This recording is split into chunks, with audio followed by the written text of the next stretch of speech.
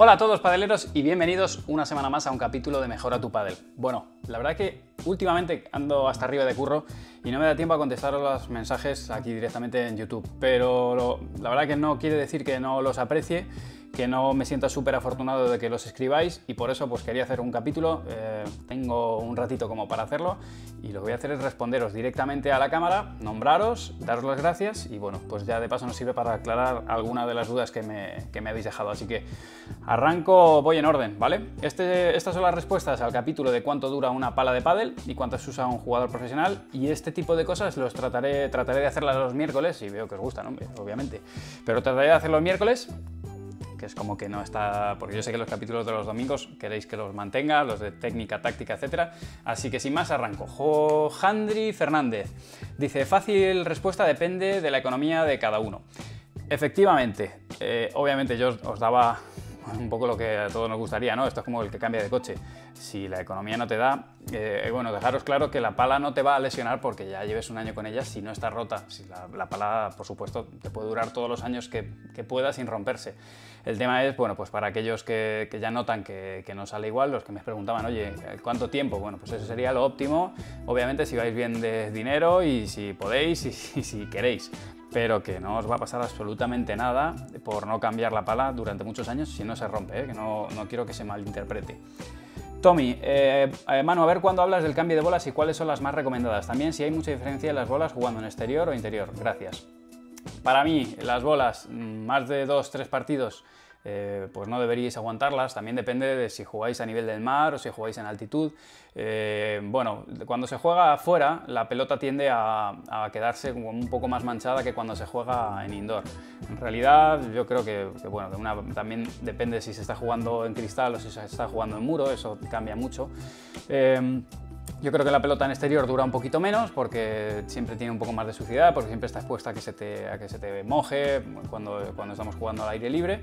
Pero principalmente yo el descubrimiento que hice con Pascal, tengo unas pelotas, para los que me sigáis en Instagram, sabéis que desde diciembre estuve haciéndole el seguimiento a un bote de pelotas. Ese bote de pelotas tiene a día de hoy del orden de entre 18 o 20 partidos, no es broma. Ya os digo, Pascal a mí no me paga, es verdad que me regala producto, pero que no, si fuera malo no se los pondría aquí. Y tienen entre 18 y 20 partidos. Las pelotas tienen una pinta lamentable, pero las he mojado, han estado con frío, han estado con calor y botan más. Alguno me decía, la pelota no coge presión. Chicos, yo no soy físico, pero la pelota bota más que al inicio. De hecho, le tengo que bajar la presión porque me puse borrico a ponerle presión y le puse la presión de frontenis. Y las bolas realmente están casi inutilizables porque le pegas de cualquier parte y salen un montón. Si os interesa, otro día os saco unos vídeos y las veis. Para mí, increíble. El tema de las bolas, lo antes posible, pero claro, es que depende de la economía. Así que os digo que si no cambiáis las bolas os acabaréis lesionando, ¿vale? Porque cuando se ponen pesadotas te dañan el codo. Antonio Valdivia de la Torre. ¿Qué te parece el tema de comprar palas del año anterior? Siempre son mucho más baratas, pero alguien me dijo que perdían propiedades solo por estar guardadas. Si la pala está bien almacenada, no van a perder propiedades, la pala va a estar perfecta. Claro, obviamente si se almacena mal, se deja en un sitio con humedad, se exponen a cambios de temperatura, pues lo que hablábamos, una pala de foam que se caliente mucho una vez, ya se expande, se queda como abombada. Eso ya es raro, o por lo menos yo no he visto alguna que luego vuelva porque cede el material. Entonces, si están bien conservadas, no hay ningún problema. Tampoco nos volvamos locos, ¿vale? Rafa Vera, muy buen vídeo, Manu. Una pregunta: hay páginas e incluso clubes que venden palas del año pasado. ¿Cómo ves eso? ¿Nos tenemos que comprar palas de años pasados aún estando nuevas? Pues lo que os digo, si se confía en la página que te vende y sobre todo tienes esa garantía de postventa, de que le digas, oye, que me han mandado una pala que no está bien, yo lo haría. ¿Qué opinan sobre la Babolat Viper Tour del año pasado de LeBron? Lo siento, no la he probado. Creo que a día de hoy ninguna marca fabrica una mala pala. En cualquier caso, para todos aquellos que tengáis dudas de pala, mi recomendación siempre es la misma: probadlas y salís de dudas, porque lo que a mí me va bien puede ser que a ti no te vaya bien. Manu, ¿cómo es que la pala que enseñaste cortada no es Bull Paddle? Un saludo y gran vídeo de Juan Olmo. Por cierto, en el anterior era de bola cuadrada, perdón, que no te he nombrado. Bueno, tenía esas palas viejas ahí, no tenía ninguna Bull Paddle y no quería romper la mía. Entonces, bueno, la tenía ahí. Juan Carlos de CEO nos dejó esas palas de drop shot y las sacamos. La verdad que, bueno, sin más, naturalidad. Marisa Trías, ¿cada cuánto se recomienda cambiar el grip, tipos de grip y cómo se coloca? Muchas gracias. Tengo que hacer el típico vídeo que hacemos todos enseñando cómo se pone el grip. Nunca lo hice porque me parecía un poco básico, ¿no? Pero bueno, que me lo preguntáis mucho. El grip se cambia a discreción, ¿no? En función de cómo os gusta. Hay jugadores que lo cambian durante el partido, las veces que sean necesarias, en función de cuánto te sude la mano, de lo maniático que seas. Entonces, bueno, a mí me gustan los grips blancos, los que no tienen color, y bueno, a mí me duran, si estoy compitiendo uno por partido, y ya os digo, eso es muy personal. Aquiles, buenas, yo me dediqué por hobby a la reparación de palas durante 3 o 4 años, te mandé un mail por si necesitas info del tema. Chicos, es verdad que me habéis escrito y perdonad a aquellos que no os he contestado, algunos os he podido contestar y a otros no, que han dado hasta arriba de curro, pero bueno, que ya sabéis, ahora vengo del Challenger, las semanas pasadas estuvimos preparando, la semana que viene Valladolid y bueno, un poco hasta arriba. Óscar G, muy interesante el tema del cambio de palas, enlazando con el tema de las reparaciones. ¿Podías hablar algo también de comprar palas de segunda mano? ¿En qué cosas fijarse? ¿Qué preguntar cuándo merece la pena o no? Etcétera. Grandes los trucos del balance y del punto dulce. Bueno, sobre el tema de segunda mano, lo que tenéis que mirar cuando compréis una pala de segunda mano es que no tenga golpes, ¿vale? Que eso principalmente es lo que más afecta. Entonces, si lo hacéis por Wallapop o de segunda mano, pues que os manden fotos en profundidad o incluso un vídeo, yo creo que nadie se va a poner a retocarlo, pero principalmente a ver si se puede comprársela en la mano, porque, bueno, siempre te evitas problemas. Si te las tienen que enviar, pues oye, que te la envíe.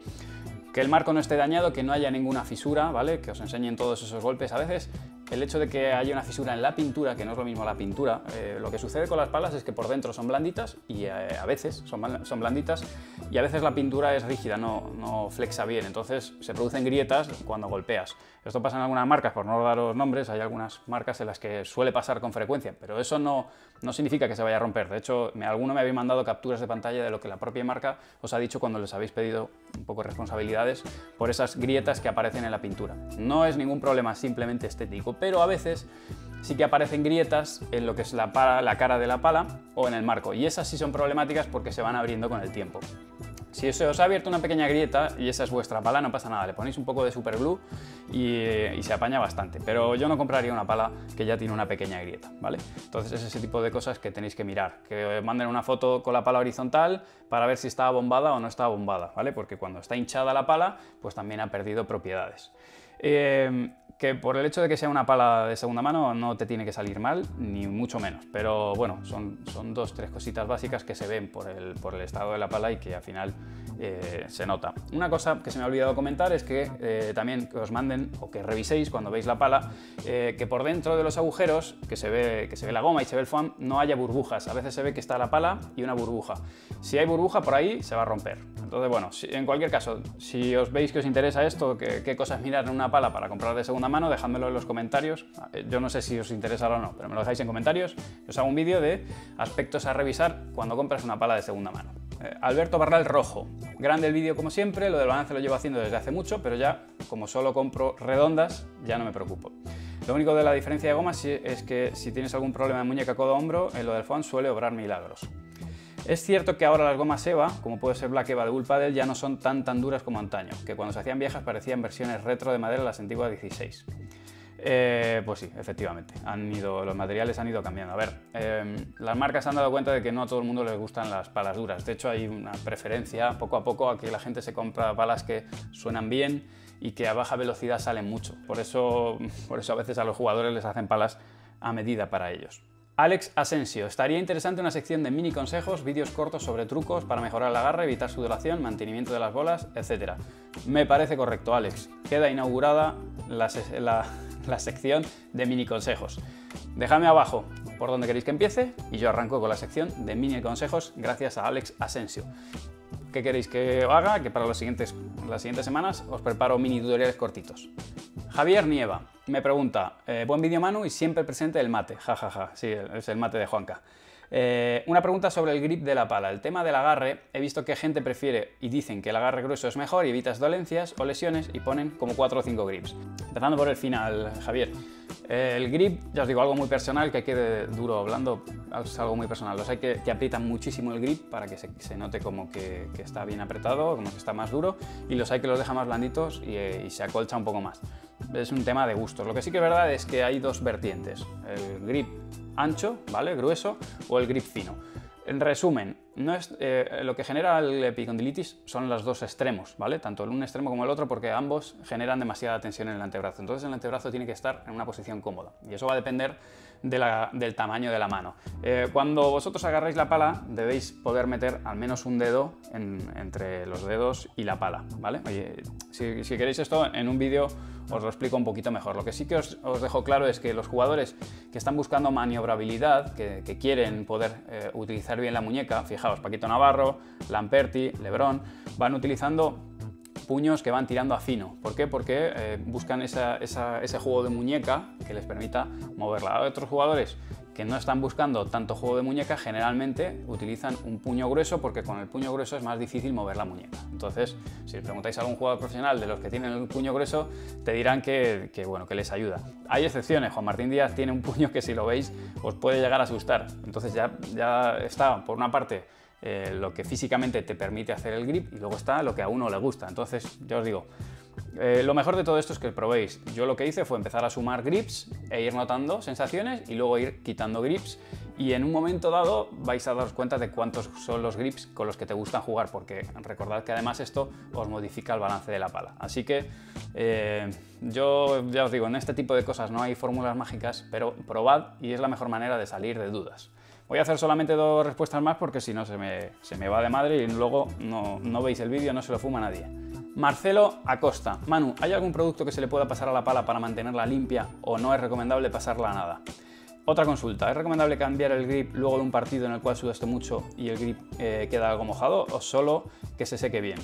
Muchas gracias y saludos desde Uruguay. Marcelo, yo nunca he limpiado la pala porque a mí me las cambian y bueno, fallo mío, porque yo le doy la pala a la marca, que algunos me preguntan, oye, los jugadores cuando os dan las palas, ¿qué hacéis con ellas? Bueno, las palas se las das otra vez a la marca por norma, ¿vale? Es decir, que no es que las podamos regalar. Te mandan 3 o 4 palas, cuando se van rompiendo vas a la marca, les das las 3 o 4 palas y te dan otras 3 o 4 palas. También alguno me preguntaba que si se las pagan los jugadores. Cuando una marca te sponsoriza, te da las palas, no las tienes que pagar. Pero sí que es verdad que luego te las pide a cambio. ¿Por qué? Pues porque ha habido algunos jugadores que se dedicaban a vender las palas que le daban por contrato. Esto no es lo normal, pero bueno, chicos, ha habido algunos que lo han hecho. Entonces, por norma, a mí me manda las palas Bullpaddle y yo, por norma, les devuelvo mis palas rotas o usadas y así se hace. Entonces, yo nunca he tenido la inquietud de limpiar la superficie de la pala, pero prometo enterarme, prometo daros respuesta, y aquellos que ya hayáis utilizado algún producto, dejádmelo aquí abajo y me contáis a ver qué tal ha ido. Bueno, ya os digo, yo no me sé todas las respuestas, pero procuro enterarme de las cosas para ayudaros, ¿vale? Jonathan Fernández: muchas gracias, Manu, por los vídeos, se aprende mucho. Y este que habla de las palas me gustó. Tengo una duda. ¿Es verdad que cuando compras una pala nueva tienes que ablandarla en el caso de que sea de goma eva? Porque compré una y la siento muy dura y que despide muchísimo. Muchas gracias. Bueno, Jonathan, y para todos, las palas se van ablandando como os explicaba en el vídeo que hice, ¿no? Las palas con el tiempo van ablandándose. Entonces, sí que es cierto que de primeras bajan un poquito el rendimiento, se ablandan un poquito, ahí se mantienen y ya van cayendo de manera mucho más prolongada, ¿vale? Pero en inicio la pala obviamente se ablanda rápidamente durante las primeras horas de uso y ya se mantiene. En el caso de la pala de goma eva, que es muy dura, pues sí que es verdad que al principio se notan muy duras. Las que son duras, si habéis probado una pala de las duras o una pala de un jugador profesional que la tenga modificada hacia una goma más dura, pues notáis que se nota. Entonces sí que es verdad que conviene que se hagan 1 o 2 horas de uso con la pala, que se le golpee fuerte. Incluso hay algunos que las pisan, con cuidado, obviamente con un trapito, pisan encima y esto hace que vaya cediendo.